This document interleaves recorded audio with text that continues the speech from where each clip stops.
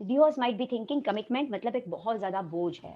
Commitment is like obligation. Commitment के दो meanings है. In your dictionary also you can see that. Google search भी कर सकते हैं. Commitment means obligation and dedication. Exactly we take the meaning of commitment as obligation. So when you get the obligation, आप कोई भी चीज सख्ती जबरदस्ती से करोगे, आप उसे रेजिस्ट करोगे. और मैरिज थोपा जाता है, या तो कमिटमेंट इन मैरिज ये थोपी जाती है as an obligation. The couple और the millennial gets alert, gets fearful, insecure. भाई इसको, ये आग है, इसको संभल कर चलना है हमें. पर ऐसा है ही नहीं ना. Can we shift our focus from obligation to dedication? Such a beautiful dedication is, it is the involvement. Dedication का मतलब कोई बोझ नहीं है. It is a ongoing process and it's a hand in hand process. नहीं है, simple बात में मैं बताऊं, ये कोई गलत बात नहीं है. गलत बात नहीं है क्योंकि वो उसकी अपब्रिंगिंग रही है. लेकिन वहां से बाहर निकालने के लिए अगर आप हाथ दोगे तो वो बाहर आएगा. Are you showing your courage at least to pull him out of this? That's what my question is. और इसी के लिए कंप्लीट सॉल्यूशन है ये लैंग्वेज वाला. अगर आप उसकी भाषा में बात करेंगे ना, तो उस बंदे को कहीं पे ये सिक्योर फीलिंग आएगी कि my partner is with me and she wants to help me out to come out of this. And that's how you can make him realise कि actually you are supporting him to come out of. जिससे उसका confidence बढ़ेगा, जिससे वो realise करेगा आप कौन से फेज में से जा रहे हो, कौन से प्रॉब्लम में से जा रहे हो, कौन सी तानाशाही में से जा रहे हो, व्हाटएवर इट इज. बिल्कुल. सिर्फ कंप्लेन करना डायरेक्टली, और यही अक्सर देखा गया है आजकल भी कि डायरेक्टली हम लोग हस्बैंड्स को कंप्लेन करते रहते हैं कि देखो तुम्हारी माँ ने ऐसे कर दिया, देखो सबके सामने ये बोल दिया, एक्स वाई जेड, कुछ भी फंक्शन में कुछ कर दिया, एनीथिंग. इंस्टेड ऑफ कंप्लेनिंग, ये तो वो सुनेगा, वो इरिटेट हो जाएगा बंदा, क्योंकि उसे खुद को नहीं पता करना क्या है. तो उसके बदले if we start helping him to come out of it, that would be a great thing. क्योंकि उससे फायदा होगा, एक कि आपका कनेक्शन बिल्ड होगा, दूसरा he will start listening you, और तीसरा he will build his confidence. और कॉन्फिडेंटली अपनी माँ को वो बताना चाहेगा, अभी मैं तुम्हारे लिए नहीं हूँ, मुझे यहाँ टाइम देना है, तुम थोड़ा सा कोई एक क्लब ज्वाइन कर लो, या कहीं भी घूमने के लिए चली जाओ, या मैं टिकट्स बुक करता हूँ मौसी के घर. मैं एक एग्जांपल दे रही हूँ. तो ऐसे कुछ ऑप्शंस बाद में आएंगे, लेकिन he will be able to tell his mother that which he has not done in last 30 years. Right. क्या कहीं ना कहीं इस तरीके से रेप्लिका ऑफ योर पेरेंट अपने स्पाउस में ढूंढना, ये कहाँ तक सही है, सेफ है, कंफर्टेबल है, सिक्योर है, क्या है? चलो मान लेते हैं आपने इस बंदे से शादी की है, जो बंदा दिल से अच्छा है, underline that he is a very good person. लेकिन ये बंदे में डिसीजन मेकिंग नहीं है, ये बंदे में उतने गट्स नहीं है, ये बंदा उतना करेजियस नहीं है अपने पेरेंट्स के आगे बात करने के लिए. तो क्या हम उससे शादी तोड़कर कुछ सोल्यूशन लेंगे? नहीं. It becomes as a wife, it becomes our responsibility to support initially. Right. तुम पहले या मैं पहले, आप पहले मैं पहले में सब कुछ चला जाएगा, इवन दो आई एम क्योंकि अर्निंग सो मच. या क्योंकि बेचारे लड़के जोरू के गुलाम टैग से बहुत डरते हैं, बहुत नॉट डरते हैं. या अगर या आप थोड़ा सा या भी पब्लिकली इन द सेंस, अगर आप फैमिली या रिश्तेदारों के आगे या दोस्तों के आगे हम्म, अगर अपनी वाइफ की साइड लेते हैं, तो हम्म, बड़ी जल्दी आपको टैग कर दिया जाता है कि अरे ये तो जोरू का गुलाम है. लेकिन तो मैं मुझे यही कहना कि ये सोसाइटी प्रेशर के अंडर आने, इन्फ्लुएंस के अंडर आने के बजाय, अगर हम खुलकर as courageously we will come ahead, we'll come in front and keep this relation at the highest priority, we will start understanding more to our partner, we will show that acceptance with our partner very well. और partner भी हमें उतना ही support करेगा. Partner में भी तो खामियां होंगी, मैं ऐसा नहीं बोल रही, लेकिन गलतियां सबसे होती है. कोई बहुत शॉर्ट टेम्पर्ड होते हैं, कोई बहुत ज्यादा ब्लंट होते हैं, थिंग्स आर देयर. लेकिन फिर भी पार्टनर हमारे साइड आने के लिए we need to create that comfort level initially. और आई थिंक सिर्फ ओनर्स अगर हम एक रिस्पॉन्सिबिलिटी सिर्फ और सिर्फ लड़कों पे डालेंगे, तो ये बहुत ही अनजस्टिफाइड होगा, मुझे ऐसा लगता है. ओवरऑल जब हर कहते हैं कि शादी में अभी शादी नहीं हो सकती 6 महीने क्योंकि मेरा भाई बाहर है इंडिया से, वो आ जाएगा तब देखेंगे, तो हम इतनी इंपॉर्टेंस देते हैं हर एक रिश्ते की. तो क्या आपको नहीं लगता कि हर रिश्ते को थोड़ा समझने की जरूरत है कि this is the time, specially एक हस्बैंड वाइफ ने शादी करी है तो हमें समझना चाहिए. और यही सेम लड़की के घर वालों के साथ भी होता है कि उनकी माँ जेलस फील करने लगती है कि अब ये मदर इन लॉ को ज्यादा इंपॉर्टेंस देती है और मुझे कम पूछती है. या सिस्टर को ऐसा लगता है कि अब जीजा जी सब कुछ है and we are not anything.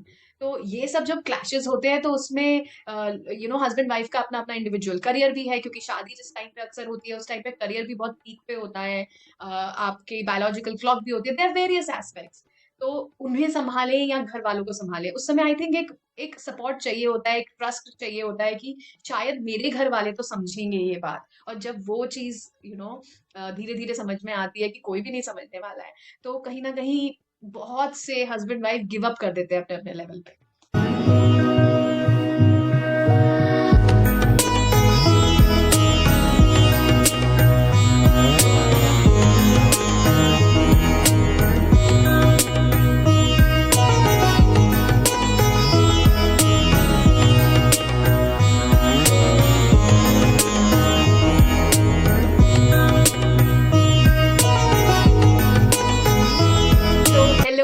Hello, everyone. Welcome back to yet another but final episode of Discover Your Wah in Your Viva. Well, hashtag शादी के bright effects. और मैं हूँ पूनम फ्रॉम एबल नारी, और मैं कर चुकी थी कोलैबोरेट लीना परांजपे जी से, who is a millennial marriage coach. Well, welcome Leena ji. लेकिन आज बहुत बुरा लग रहा है, फाइनल एपिसोड में हैं। कैसे हैं आप? बस मैं ठीक हूँ। ऐसा क्यों सोचते हैं हम लोग कि फाइनल एपिसोड पे आई चल नो, सकते हैं, हम लोग सीजन 2 भी तो बिल्कुल, लेकर आ सकते हैं हम लोग। Definitely yes. Definitely yes. तो चलिए थोड़ा सा आज जल्दी से एक रीकैप करते हैं, कैसे हमने शादी से पहले प्री इश्यूज के बारे में डिस्कस किया। उसके बाद जब शादी एक रिश्ता पक्का हो जाता है, और उसके बाद कैसे वेडिंग एक मार्केट प्लेस बन जाती है, उन सब चीजों के बारे में डिस्कस किया। Is it a need or a want? And then we, शादी हो गई, सारे फंक्शंस हो गए, अब दुल्हा दुल्हन जो है वो पति पत्नी बन चुके हैं और हनीमून फेज में एंटर कर चुके हैं। हनीमून फेज के भी काफी सारे हमने एंगल्स डिस्कस किए, जो कि बहुत ही इंटरेस्टिंग थे। और काफी बार ऐसा देखा गया है कि ये सारे मुद्दे डिस्कस नहीं किए जाते, लेकिन हैट्स ऑफ टू लीना जी, जिन्होंने इसको इतना सरल बना दिया। एंड उसी के साथ, इस सरलता के साथ, उन्होंने हमें ये भी बताया कि एक यूनिक भाषा आप क्रिएट कर सकते हैं among the couples, between the couples, और इसे हमने बोला कि ये है लैंग्वेज ऑफ मैरिज। अब सब कुछ, सारे एंगल्स डिस्कस हो गए हैं। हाथों के 5 उंगलियों को हमने कवर करने की कोशिश करी है। लेकिन जैसा सबसे पहले डिस्कस किया था कि ये जो अंगूठा है, ये सूत्रधार है, ये बहुत फाइनल मेन चीज है, विच इज घर वाले। घर वाले ऑफ बोथ साइड्स नेचुरली, कि आजकल देखा जाए तो लड़कियां भी इस पे बहुत इशू उठा रही हैं कि लड़की के घर वाले भी उतने ही इम्पोर्टेंट हैं, और लड़की की जिम्मेदारी बनती है कि वो शादी के बाद भी अपने घर वालों की जिम्मेदारी उठाए, एंड ऑल ऑफ दैट। तो इन सब चीजों में अब एंगल सिर्फ लड़के के साथ तो नहीं रह गया है, मगर हाँ, अभी भी, क्योंकि लड़के के घर लड़की जाती है, तो लड़के को ज्यादा डील करना पड़ता है बेचारे को। अक्सर वो सैंडविच फील सैंडविच हुआ हुआ फील करता है बिटवीन द घर वालाज एंड द घर वाली। तो इसीलिए आज हमने इस एपिसोड का एक टाइटल दिया है, घर वाले या घर वाली। तो लीना जी, सबसे पहले ये बताइए कि uh, क्या है, मतलब एक कनेक्शन हमने बना लिया है, उसके बावजूद भी वो अंडरस्टैंडिंग नहीं आ पा रही है। चलो हम ऐसे सोच लेते हैं कि हमने लैंग्वेज ऑफ मैरिज तो सीख ली, हमने कनेक्टिविटी बिल्ड करने के लिए हमारी एक लैंग्वेज या अपने पार्टनर की लैंग्वेज सीख कर उस कॉमन प्लेटफॉर्म पर आने की कोशिश हम लोग करें, ठीक है। लेकिन नए रिश्ते में अक्सर ये देखा जाता है कि अगर हस्बैंड वाइफ अकेले रहते हो तो इनमें ऐसा नहीं होता कि इनमें प्रॉब्लम्स नहीं आती पेरेंटल इंटरफियरेंस की। लेकिन कभी कभी ऐसा होता है कि साथ में रहो या ना रहो, फिर भी पेरेंटल इंटरफियरेंस की प्रॉब्लम्स हर एक कपल को बेयर करनी पड़ती है या तो फेस करनी पड़ती है, हम देखेंगे। अब पहले बात करेंगे कि क्या ये इंटरफेरेंस कहलाता है। Unknowingly parental guidance gets converted into the interference. With due respect to all the parents, I would like to say कि आप जो भी गाइड कर रहे हो अपने बेटे को या अपनी बेटी को, क्या वो पूछने के बाद आप कर रहे हो या बिना पूछे उन्हें गाइडेंस दे रहे हो? ये बहुत ज्यादा इंपॉर्टेंट है। अगर छोटी छोटी बातों पर आपने अपने बेटी और बेटे को कह के रखा है कि कोई भी दिक्कत आती है हमें पूछ लो, तो ये बोलना ठीक नहीं है, क्योंकि होता ये है इमोशनली या डिसीजन मेकिंग में हर एक बात में लड़का और लड़की अपने पेरेंट्स पर निर्भर रहते हैं। इससे एक दूसरे की जो सपोर्ट सिस्टम है वो क्रिएट ही नहीं कर पाते। एक दूसरे के साथ जो भी महसूस करना है, जो भी सेंस कर एक दूसरे के साथ सपोर्टिव लेवल पर आगे जाना है, ये अनुभव वो कर ही नहीं पाते हैं।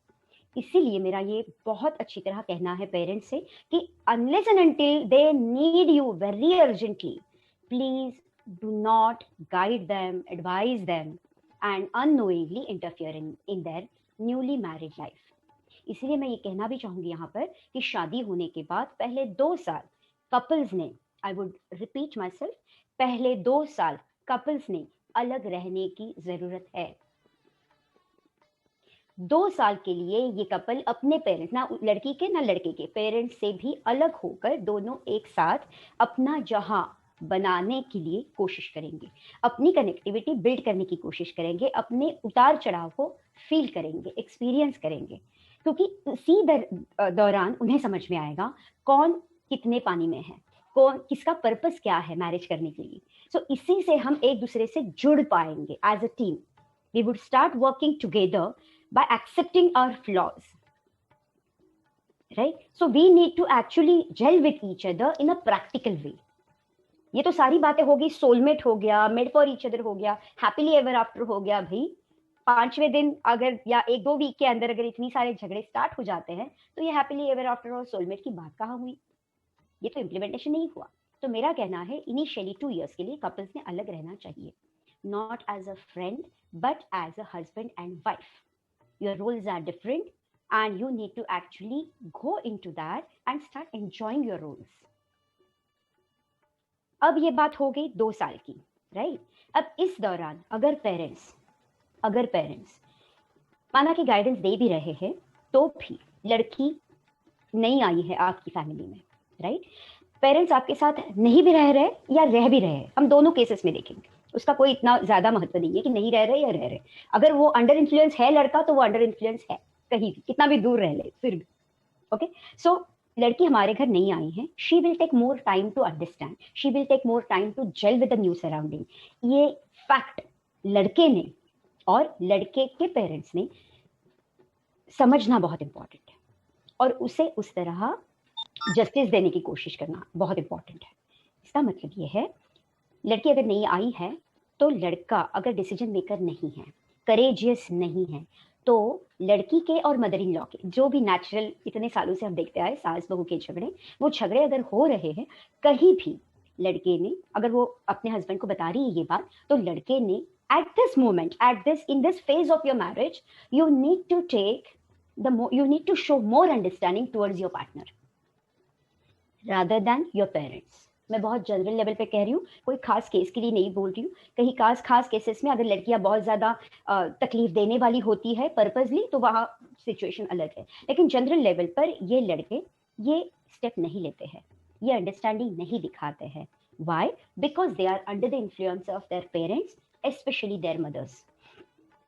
करियर तक यहाँ तक पहुंच गए हैं लेकिन कभी माँ के सामने कभी आंख देखकर बात नहीं की है, कभी अगेंस्ट बात नहीं की है, कभी डिसीजन नहीं लिया है। ये बहुत अच्छी और वाह बात नहीं है। अगर आप अपने पार्टनर के लिए जस्टिस नहीं दे रहे हो, न्यूली वेड पार्टनर के लिए, अपने रिलेशनशिप के लिए, तो ये कोई खास बात नहीं है। आपको पार्टनर की तरफ ध्यान देना है, ज्यादा अंडरस्टैंडिंग दिखानी है। इसका मतलब ये नहीं that you are disrespecting your parents. Come on, your parents are there for you. जिन्होंने 30 साल 32 साल आपके साथ रहे हुए हैं, they will show more understanding towards you. बस you need to understand that you need to show the courage and tell them, converse with them कि भाई मम्मी पापा, मुझे अभी मेरी शादी को या मेरी वाइफ को इंपॉर्टेंस देने की जरूरत है, थोड़ा बहुत मैं यहाँ प्रायोरिटी लेवल सेट करता हूँ ताकि उसे मैं समझ पाऊँ, वो मुझे समझ पाए। इस दरमियान लीना जी, मैं वही थोड़ा सा आपको सॉरी यहाँ पे एक बीच में ठीक है, ऐड करना चाहूंगी कि होता क्या है ना कि बिल्कुल specially mother in laws like suddenly वो शादी के बाद ओवर पजेसिव हो जाती है अपने ही बेटे को लेके, या एक इनसिक्योरिटी सी आ जाती है सिबलिंग्स के बीच में। स्पेशली देखा जाए तो जैसे नंद भाभी का रिलेशनशिप कई बार इसलिए ब्लूम नहीं कर पाता है बिकॉज ननद के लिए, एक सिस्टर के लिए वो ट्रांजिशन फेज देखना कि उसका भाई या उसका भैया जो है, जो पहले लाड़ लड़ाता था मेरे साथ, अब वो किसी और के लिए करता है। And man understands this thing and he aspects कि मेरी सिस्टर है तो वो समझेगी, बट सिस्टर अपने अलग टैंजेंट पे होती है, मदर अपने अलग टैंजेंट पे होती है। एंड इन्हीं सब चीजों में कई बार बैक स्टैबिंग होती है, चुगलियां होती है, बुरा मान लिया जाता है, या ओवर एक्सपेक्टेशंस होती हैं। तो ये जो इनसिक्योरिटी के मखौटे लेके सारे घर वाले अपने अपनी जगहों पे खड़े होके फील्डिंग शुरू करते हैं, तो ये पता नहीं चलता है कि कब ये खेल का मैदान जो है रणभूमि रणभूमि बन जाता है। सो हाउ अबाउट दैट कि थोड़ा सा हमें, आई थिंक सिर्फ ओनस अगर हम एक रिस्पॉन्सिबिलिटी सिर्फ और सिर्फ लड़कों पे डालेंगे तो ये बहुत ही अनजस्टिफाइड होगा, मुझे ऐसा लगता है। ओवरऑल जब हर कहते हैं कि शादी में अभी शादी नहीं हो सकती 6 महीने क्योंकि मेरा भाई बाहर है इंडिया से, वो आ जाएगा तब देखेंगे, तो हम इतनी इंपॉर्टेंस देते हैं हर एक रिश्ते की। तो क्या आपको नहीं लगता कि हर रिश्ते को थोड़ा समझने की जरूरत है कि this is the time, specially एक हस्बैंड वाइफ ने शादी करी है तो हमें समझना चाहिए। और यही सेम लड़की के घर वालों के साथ भी होता है कि उनकी माँ जेलस फील करने लगती है कि अब ये मदर इन लॉ को ज्यादा इंपॉर्टेंस देती है और मुझे कम पूछती है, या सिस्टर को ऐसा लगता है कि अब जीजा जी सब कुछ है and we are not anything. तो ये सब जब क्लैशेस होते हैं तो उसमें हस्बैंड वाइफ का अपना अपना इंडिविजुअल करियर भी है, क्योंकि शादी जिस टाइम पे अक्सर होती है उस टाइम पे करियर भी बहुत पीक पे होता है, आपके बायोलॉजिकल क्लॉक भी होती है, देयर वेरियस एस्पेक्ट्स। तो उन्हें संभाले या घर वालों को संभाले, उस समय आई थिंक एक एक सपोर्ट चाहिए होता है, एक ट्रस्ट चाहिए होता है कि शायद मेरे घर वाले तो समझेंगे ये बात। और जब वो चीज धीरे धीरे समझ में आती है कि कोई भी नहीं समझने वाला है, तो कहीं ना कहीं बहुत से हस्बैंड वाइफ गिव अप कर देते हैं अपने अपने लेवल पे। तो मुझे यहाँ ऐसे लगता है कि बिल्कुल सही बात कही तुमने कि हस्बैंड वाइफ एक दूसरे के साथ जुड़े रहना ये जितना इम्पोर्टेंट है, उतना घर वालों ने भी ये समझ कर लेना बहुत इंपॉर्टेंट है कि उन्हें उनकी स्पेस देना, उन्हें उनके लिए मतलब वीक टाइम देना बहुत इंपॉर्टेंट है। अब यहाँ अगर मतलब ये तो लड़के की साइड से मैंने कह दिया कि करेज या डिसीजन मेकिंग नहीं होता तो ये चैलेंज आ जाती है। मैं एक केस स्टडी बताना चाहूंगी यहाँ पर बहुत क्विकली। एक शादी होने के बाद 3 हफ्ते हुए थे और मिलेनियल हस्बैंड ने एक एक्सपीरियंस किया कि उसकी वाइफ ने उसे बता दिया कि उसकी सास के साथ कुछ अनबन हो गई या मे बी डिसएग्रीमेंट हो गई, कहीं पे आर्ग्यूमेंट में ये बात हो गई और थोड़ी सी जैसे उसकी सास ने उसे कुछ बोल दिया। लड़की ने मतलब उस वाइफ ने सॉरी उस बहू ने अपने हस्बैंड को ये बात बता दी कि ऐसे ऐसे हुआ। The next day what happened is in the morning, please मतलब ये व्यूअर्स ऑडियंस अच्छे से सुने, ये केस स्टडी बहुत अच्छी है। मतलब एक as an example right a set example. तो यहाँ उस लड़के ने क्या किया, अपने पेरेंट्स के पास गया और पेरेंट्स के पास जाकर उसने कहा मम्मा पापा आपके साथ जो भी मेरी वाइफ ने किया उसके लिए पहले मैं सॉरी बोलता हूँ, जो भी आपकी अनबन या डिफरेंस ऑफ ओपिनियन आर्ग्यूमेंट में बदल गई उसके लिए मैं पहले सॉरी बोलता हूँ उसकी तरफ से भी। और दूसरी बात मैं ये बताना चाहूंगा कि जैसे मैंने हम दोनों ने आपसे सॉरी कहा है, उसने भी आपको कल रात को सॉरी कहा था, मैं भी अभी बोल रहा हूँ, लेकिन आप ये भी बात जान लो कि वो यहाँ पर नहीं है। मुझे मेरी वाइफ को समझने के लिए टाइम लग रहा है, वैसे उसे भी नए सराउंडिंग को समझने के लिए टाइम लगेगा। तो अगर उसे कहीं भी कुछ ज्यादा बात आ जाती है तो इस बात को आपको समझना थोड़ा पड़ेगा कि आप आर्ग्यूमेंट में ना जाइएगा। मैंने ऑलरेडी उसे कह दिया है कि तुम आर्ग्यूमेंट नहीं करोगी, हम छोटे हैं तो हम पेरेंट्स से आर्ग्यू नहीं करेंगे, लेकिन अगर बात कहीं पे अगर संभलनी है तो यहाँ आपका सपोर्ट मुझे बहुत ज्यादा मैं एक्सपेक्ट करता हूँ, because you know me very well. तो अगर ये सपोर्ट देंगे तो अच्छा रहेगा, मेरी वाइफ के लिए अभी मेरी प्रायोरिटी है कि मैं उसे समझकर उसे सपोर्ट करूँ। You know this was such a strong message. Millennial husbands में से या न्यूली मैरिड हस्बैंड्स में से कौन अपनी वाइफ की इस तरह साइड लेकर अपने पेरेंट्स को प्रेजेंट करता है? जिससे हुआ क्या कि पेरेंट्स को एक मैसेज गया कि अपनी वाइफ की गलतियां ये एक्सेप्ट भी कर रहा है जो भी हुई वो, लेकिन पेरेंट्स को ये दूसरा मैसेज भी गया कि अपनी वाइफ को ये इंपॉर्टेंस भी उतना दे रहा है, उसे इंपॉर्टेंस देकर अपनी शादी को उस लेवल पर लेकर जाना चाहता है। अलॉन्ग विद दिस उस वाइफ को भी मैसेज गया कि मेरे हस्बैंड के लिए मैं कितनी इंपॉर्टेंट हूँ। ये बहुत ज्यादा इंपॉर्टेंट है। आजकल की जो भी cases which I come across Poonam, girls are crying like anything, मेरे हस्बैंड को मैं कुछ लगती ही नहीं हूँ, इवन दो आई एम क्योंकि अर्निंग सो मच या क्योंकि बेचारे लड़के जोरू के गुलाम टैग से बहुत डरते हैं, बहुत नॉट डरते हैं। या अगर या आप थोड़ा या सा भी पब्लिकली इन द सेंस, अगर आप हम्म, फैमिली या रिश्तेदारों के आगे या दोस्तों हम्म, के आगे हम्म, अगर अपनी वाइफ की साइड लेते हैं तो हम्म, बड़ी जल्दी आपको टैग कर दिया जाता है कि अरे ये तो जोरू का गुलाम है। लेकिन तो मुझे यही कहना कि ये सोसाइटी प्रेशर के अंडर आने, इन्फ्लुएंस के अंडर आने के बजाय अगर हम खुलकर as courageously we will come ahead, we'll come in front and keep this relation at the highest priority, we will start understanding more to our partner, we will show that acceptance with our partner very well। और partner भी हमें उतना ही support करेगा। Partner में भी तो खामियां होंगी, मैं ऐसा नहीं बोलती, लेकिन गलतियां सबसे होती है, कोई बहुत शॉर्ट टेम्पर्ड होते हैं, कोई बहुत ज्यादा ब्लंट होते हैं, थिंग्स आर देयर, लेकिन फिर भी पार्टनर हमारे साइड आने के लिए we need to create that comfort level initially, और इसी से कनेक्शन बिल्ड होगा। जो हमने लास्ट एपिसोड में लैंग्वेज की बात की, इसी लैंग्वेज से ये कनेक्शन बिल्ड होना बहुत मतलब आसानी से आई चालू थिंक होगा। जहां आप एक अपने स्पाउस को ये समझने लगते हैं कि मेरी बीवी मेरा रिप्रेजेंटेशन है, वहां शायद ईगो आ जाता है कि ब्रो टॉक्स में भी होता है कि अरे अरे तू लगता है अपनी बीवी को ज्यादा भाव दे रहा है, या ऐसे नहीं, मैं तो अपनी बीवी को ऐसे करता हूँ वैसे करता हूँ।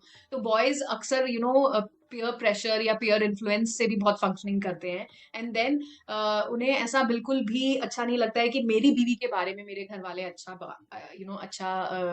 अच्छी बातें नहीं कर रहे हैं, अच्छा बर्ताव नहीं कर रहे हैं, तो मेरी बीवी में खामियां हैं, she is not living up to the expectation what my wife should have hold. तो यहाँ पे वो एक अजीब सा गैप क्रिएट हो जाता है कि आपने एक इमेज से शादी कर ली है शायद, लेकिन जो रियल इंसान है उसको आप समझना नहीं चाह रहे हैं।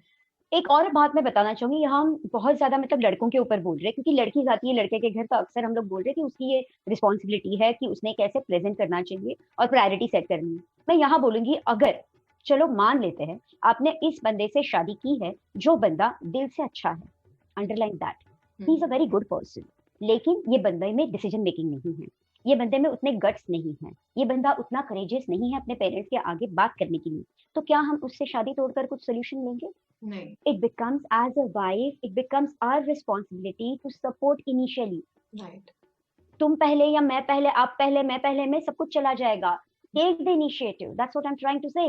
If you are a wise and a उस समय smart अपनी wife, फाइनेंशियल ओवर इंडिपेंडेंस लाना या अपनी सुपीरियर इंटेलिजेंस लाना I think can be a damaging effect. Right. Point ही नहीं है। यहाँ पर आपकी समझदारी है कि भाई वो ऐसा, दीज आर द रिपरकशन। वो अगर आपको इंपॉर्टेंस नहीं देता, बहुत ज्यादा 12 बजे तक अपनी पेरेंट्स के साथ या अपनी माँ के साथ, अगर अकेले रहती हो माँ फैमिली इन दोनों के साथ, तो उसके साथ टीवी देखते रहता है, नेटफ्लिक्स करता है, और फिर बाद में वो बेडरूम में आता है, so these are all the repercussion. लेकिन इसका रूट लेवल है कि he is not showing that courage, he is in fear, he is in that non decision making, जहां वो पेरेंट्स के हेजिटेशन। सामने हेजिटेशन, जहां, और वो उतने गट नहीं है। सिंपल बात में मैं बताऊं, ये कोई गलत बात नहीं है, गलत बात नहीं है, क्योंकि वो उसकी अपब्रिंगिंग रही है, लेकिन वहां से बाहर निकालने के लिए अगर आप हाथ दोगे तो वो बाहर आएगा। Are you showing your courage at least to pull him out of this? That's what my question is. और इसी के लिए कंप्लीट सॉल्यूशन है ये लैंग्वेज वाला। अगर आप उसकी भाषा में बात करेंगे ना, तो उस बंदे को कहीं पे ये सिक्योर्ड फीलिंग आएगी कि my partner is with me and she wants to help me out to come out of this, and that's how you can make him realise कि actually you are supporting him to come out of, जिससे उसका confidence बढ़ेगा, जिससे वो realise करेगा आप कौन से फेज में से जा रहे हो, कौन से प्रॉब्लम में से जा रहे हो, कौन सी तानाशाही में से जा रहे हो, व्हाटएवर इट इज। बिल्कुल। सिर्फ कंप्लेन करना डायरेक्टली, और यही अक्सर देखा गया है आजकल भी कि डायरेक्टली हम लोग हस्बैंड्स को कंप्लेन करते रहते हैं कि देखो तुम्हारी माँ ने ऐसे कर दिया, देखो सबके सामने ये बोल दिया, एक्स वाई जेड, कुछ भी फंक्शन में कुछ कर दिया, एनीथिंग। इंस्टेड ऑफ कंप्लेनिंग, ये तो वो सुनेगा, वो इरिटेट हो जाएगा बंदा, क्योंकि उसे खुद को नहीं पता करना क्या है।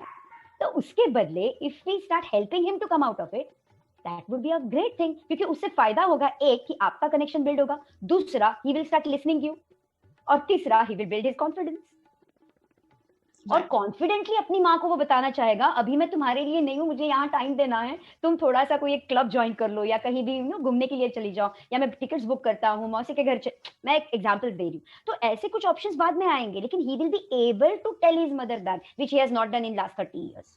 राइट। तो ये लीना सोल्यूशन जी, हो सकता है, ऐसा मुझे लगता है, मतलब। बिल्कुल बिल्कुल। तो एक और मिथ्या है जो अक्सर पाई जाती है कि कई बार आपका जो एक चाइल्डहुड अनरिजॉल्व्ड कुछ एक नोशन होता है, एक बच्चे के लिए, एक गर्ल चाइल्ड के लिए एक फादर एक बहुत बड़ी इमेज होती है। He is the first male who she encounters or gets the affection from, and similarly for the boy child as a mother. So as a female body को explore करना, वो एक अपनी मदर की बॉडी को explore करता है काफी समय तक, 3-4 साल तक। तो ऐसे में कहीं ना कहीं आप एक इमेज बना लेते हो that you want to get married to a person just like your father or a mother. और फिर जो आपने सारी जिंदगी देखा होता है कि मेरी मम्मी ने तो इस सिचुएशन में ऐसा किया था, लेकिन मेरी वाइफ ऐसा नहीं कर रही है, या मेरी मम्मी ने तो सारी जिंदगी बस हम लोगों में ही निकाल दिया, इस घर को सजाने में निकाल दी, लेकिन मेरी वाइफ बहुत एम्बिशियस है। तो और यही लड़की के भी कई बार होते हैं, my father was this personality and he is like that, but my husband is so laid back और मुझे ये सब नहीं पसंद। ऐसे बहुत केसेस होते हैं। सो क्या कहीं ना कहीं इस तरीके से रेप्लिका ऑफ योर पेरेंट अपने स्पाउस में ढूंढना, ये कहाँ तक सही है, सेफ है, कंफर्टेबल है, सिक्योर है, क्या है? It's a very good question. This is very natural that you will start, seeing the replica and you will expect from your partner the same way or the same reaction also. लेकिन in reality, this doesn't happen. Very rarely it can happen कि आपका husband आपके father की तरह होगा और लेकिन उसके या तो वो नेचर का वैसे हो सकता है but his dealing techniques will be different because his upbringing is different, his behavioural patterns are different. Same way with the girl. तो आप अगर मदर का रेप्लिका देख रहे हो तो ये लड़की अभी की मिलेनियल घूंघट नहीं लेगी पर वो कंसर्न बहुत रखेगी। उसका कंसर्न करने का तरीका अलग होगा क्योंकि उसका इंटेंशन क्लियर है, राइट? तो रिस्पेक्ट करना, चलो सादगी से बात करो तो ही रिस्पेक्ट है ऐसा जैसे हम मानते हैं, लेकिन न्यू नॉर्मल ये है कि आप अगर अपनी इंटेंशन से भी किसी से बात करो, क्लियरली भी बात करो, लेकिन सटल वे में बात करो, ये भी तो एक रिस्पेक्ट है। खुलकर बात भी तो होनी चाहिए। इसीलिए तो पेरेंट्स का जो मैरिटल जर्नी रहा है वो बहुत ज्यादा कॉम्प्रोमाइज की तरफ गया है, सैक्रिफाइस की तरफ गया है, which these millennials are not agreeing and even I don't agree even though I will turn in my 50s this year। क्योंकि कॉम्प्रोमाइज क्यों करें हम लोग? Why to compromise, why to sacrifice? क्या जरूरत है? Marriage never asks this, marriage just ask for commitment. And I would like to ask what does commitment mean? Viewers might be thinking commitment मतलब एक बहुत ज्यादा बोझ है। Commitment is like obligation. Commitment के दो मीनिंग्स है। In your dictionary also you can see that, Google search भी कर सकते हैं। Commitment means obligation and dedication. Exactly, we take the meaning of commitment as obligation. So when you get the obligation, आप कोई भी चीज सख्ती जबरदस्ती से करोगे, आप उसे रेजिस्ट करोगे और मैरिज थोपा जाता है, या तो कमिटमेंट इन मैरिज ये थोपी जाती है as an obligation. The couple और the millennial gets alert, gets fearful, insecure. भाई इसको, ये आग है, इसको संभल कर चलना है हमें। पर ऐसा है ही नहीं ना। Can we shift our focus from obligation to dedication? Such a beautiful dedication is. It is the involvement. Dedication का मतलब कोई बोझ नहीं है. It is an ongoing process and it's a hand in hand process. It is the involvement. आप involve हो जाते हो उस चीज में तो वो अपनी लगने लगती है। अगर अपनी लगने लगती है तो उसका काहे का टेंशन, उसकी काहे की रेजिस्टेंस, उसको काहे की सेपरेशन की बातें आएगी। हाँ, चैलेंजेस आएंगे, मैं मानती हूँ, लेकिन उन चैलेंजेस के लिए सोल्यूशन भी तो ढूंढोगे आप।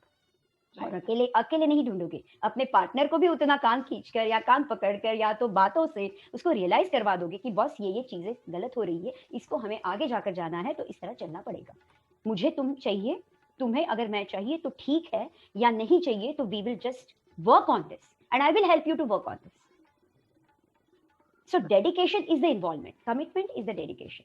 तो मुझे ऐसा लगता है हस्बैंड वाइफ के इस कनेक्शन में ये कमिटमेंट बहुत ज्यादा मायने रखती है। तो पेरेंट्स कितना भी एडवाइस दे, कितना भी मतलब हमें गाइडेंस दे, बहुत important, it's their love, come on. And it's but natural कि मदर्स पॉजेसिव हो जाएंगी, इनसिक्योर हो जाएंगी, लेकिन झगड़ा करने से, कंप्लेंट करने से ये बातें और खराब हो जाती हैं। इससे क्या होता है पता है? आप अपने ही पार्टनर के साथ का रिलेशनशिप खराब कर रहे हो, इससे हासिल कुछ नहीं होता। इंस्टेड ऑफ दैट, अगर वो कुछ कंप्लेंट कर भी रही है, रिस्पेक्ट हर, कि चलो ठीक है आपकी कंप्लेंट जायज है, आप सही हो, बोलने में क्या है। If you say that and in reality, in the bedroom, if you start building the connection with your husband, it will be very easy for you to make your partner realize कि गलती कहाँ पर हो रही है। तो आपकी भी गलती है, वैसे मदर इन लॉ की भी गलती होगी, तो वो गलती वो कॉन्फिडेंस बढ़ने से बहुत इजीली उसे बता पाएगा, क्योंकि माँ उसकी ज्यादा सुनेगी आपसे बदले। It's very easy. लेकिन उसने कभी सुनाया ही नहीं है, मदर को भी तो ये आदत नहीं है बच्चे की सुनने की। तो बच्चे का अगर कॉन्फिडेंस, बच्चा मतलब नॉट बच्चा नाउ, मिलेनियल हस्बैंड, लेकिन उसका अगर कॉन्फिडेंस बढ़ जाए तो डेफिनेटली वो कॉन्फिडेंटली बताएगा मम्मी को कि जो भी मेरी वाइफ बता रही है अभी, तो ये अलग पर्सपेक्टिव है, तो आपकी भी थोड़ी बहुत गलती हुई है, उसकी भी गलती हुई है, मैं मान रहा हूँ, लेकिन फिर भी इसे हम सॉल्व करते हैं। करेज दिखाए, मेरा कहना है करेज दिखाएंगे। तो लीना जी, अब लास्ट में आप ये बताइए कि लोगों का विश्वास उठता जा रहा है मैरिज से। लोग कहते हैं it is not a good system any more, और ये तो मैरिज पता नहीं मतलब ये सिस्टम बनाया ही क्यों गया, और it's no more an institution. तो इसके बारे में आपका क्या कहना है कि is marriage really an institution? क्या इसका पर्सनल लाइफ का ये शायद सच में एक बेस आधार एक टाइम एक एज के बाद होना जरूरी है? इंस्टेंट ग्रेटिफिकेशन के इस वर्ल्ड में, इस कल्चर में, क्या हमें स्टेबिलिटी चाहिए? ये क्वेश्चन पूछना बहुत ज़रूरी है। अगर नहीं चाहिए, please don't get married, simple. फिर उसे कितने भी आप ब्लेम करो, मैरिज गलत है, इंस्टीट्यूशन नहीं है, whatever it is, the fact is not going to change. Please don't get married, रहो, कोई इशू नहीं है।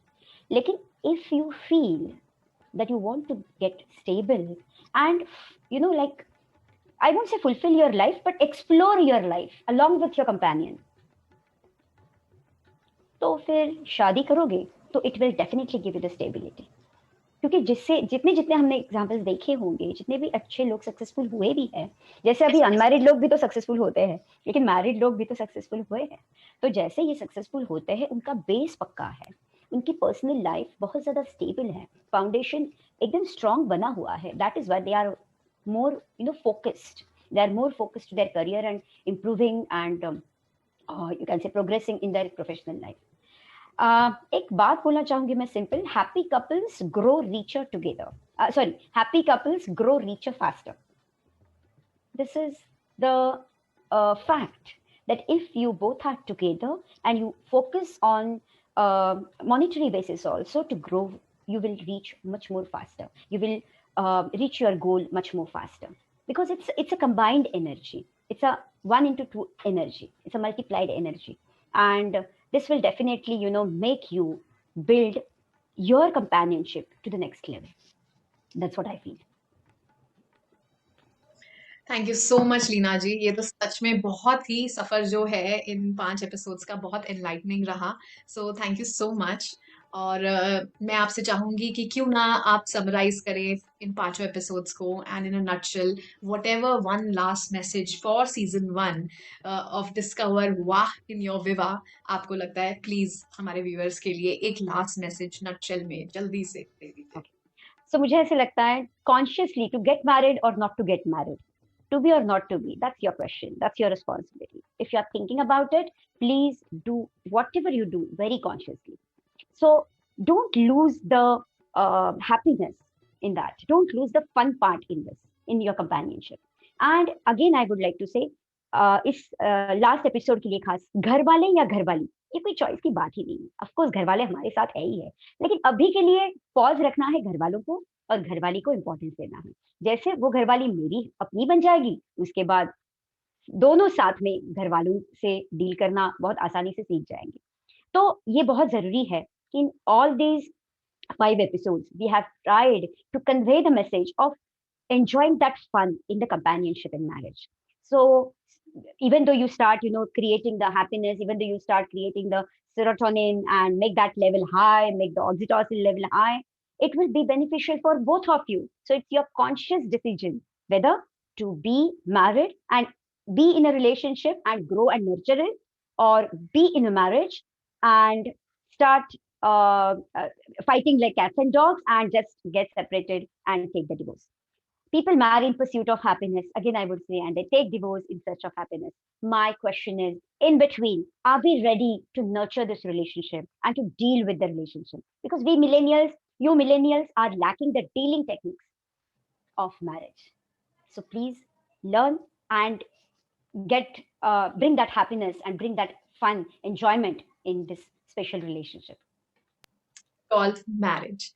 हम आशा करते हैं कि आपको अपना वाह कैसे ढूंढना है अपने विवाह में, ये इसका थोड़ा सा क्लू मिला होगा। और अगर आपको बहुत ही बारीकी से जानना है तो लीना परांजपे जी कौन सी बहुत दूर है, जब भी उनको पिंक करना है बस आपको, and she will be available for you. So stay tune for season 2। हो सकता है हम वापस जरूर आएंगे, लेकिन keep enjoying and keep spreading the word about discover the वाह in your hashtag Shadi Ke Bride Effect Season 1 in collaboration with Able Nari and Leena Paranjpe, the Millennial Marriage Coach. Thank you so much, Leena ji, for wonderfully doing this. We did it. Thank you so much. thanks a All lot. my regards to you and Yeah. all the best. भगवान करे कि सारी जोड़ियां एकदम happily ever after बनी रहें under the guidance of Leena Paranjpe ji. और एक ऐसा टाइम आए जहां मिलेनियल्स खुद एक फ्लैग बेयरर्स बने of marriage, the institution. Yeah. Thank you so much. ये टॉपिक मेरे साथ कोलैबोरेट करने के लिए, this is also very close to my heart, and definitely I enjoyed every bit of it. Thank you so much. Same here, Poonam. I would like to appreciate for believing in this thought mainly and showing that trust, to collaborate with me. And this is a great platform where I could, it was a great opportunity also to feature or to express my views and insights regarding my experience of marriage. Yeah. Thanks a lot. Yeah. Indeed, the pleasure and honor is completely mine. Thank you so much. Thank So you. this is Team Able Nari and Leena Paranjpe. Thank you, viewers. Thank you. Thanks a lot. Awesome.